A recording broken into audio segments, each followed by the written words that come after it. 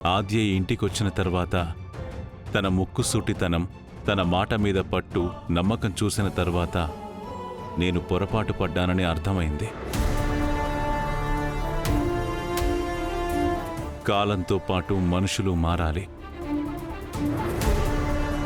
సంస్కృతి వదలకూడదు.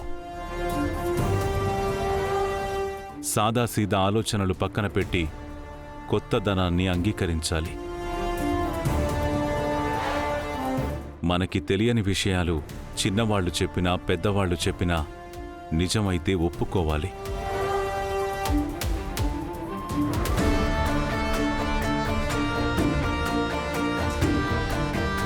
ఆద్య విషయంలో అది చాలాసార్లు రుజువైంది. అలాంటి తెలివైన ఆద్యని కన్న సంధ్య విదేశాల్లో గొప్ప గొప్ప చదువులు చదివిస్తూ ఏ కోటీశ్వరుడికిచ్చి పెళ్లి చేయాలని అనుకోలేదు. తన పెద్దమ్మ జానకి వెంట అయోధ్యలంకకు పంపించాలనుకుంది. ఈ ఊరు, ఈ నేల, ఈ గాలిని పీలుస్తూ మన ఆచార సాంప్రదాయాల్ని అవలంబిస్తూ వాళ్ల పెద్దమ్మ అడుగుజాడల్లో నడవాలని సంధ్య కోరుకుంది.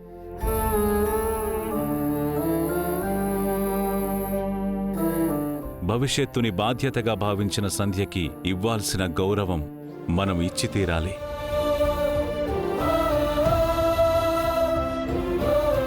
సంవత్సరానికి ఒక్కసారి ఆబ్దికం పేరిట ఈ ఇంట్లో అడుగుపెట్టింది అనుకుందాం.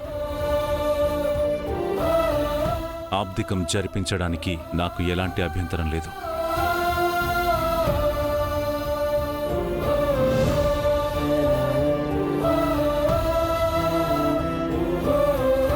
పుసుక్కుని ఒప్పేసుకున్నారేంటి బావగారు? ఎవరో ఒకరు చేసిన తప్పుకి ఇంకొకరిని బాధ పెట్టకూడదు.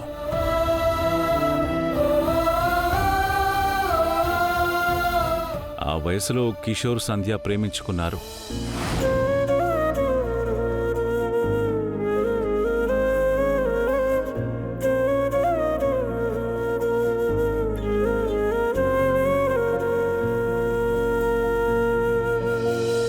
కదిలే కాలముతో అడుగులు కలుపుకొని పయనం సాగించు మరచి గతమునికా.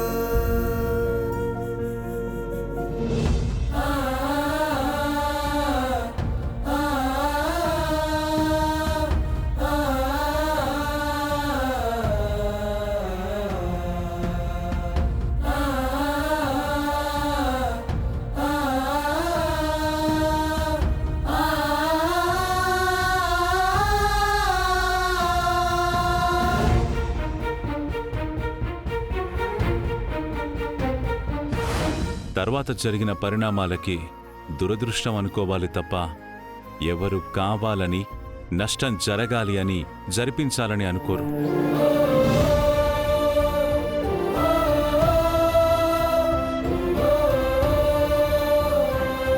అలా అనుకునేవాళ్లు వేరుగా ఉంటారు,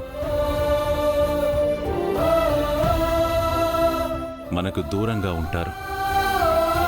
ఆబ్దికం ఈ ఇంట్లో జరిపించడానికి నాకు సమ్మతమే.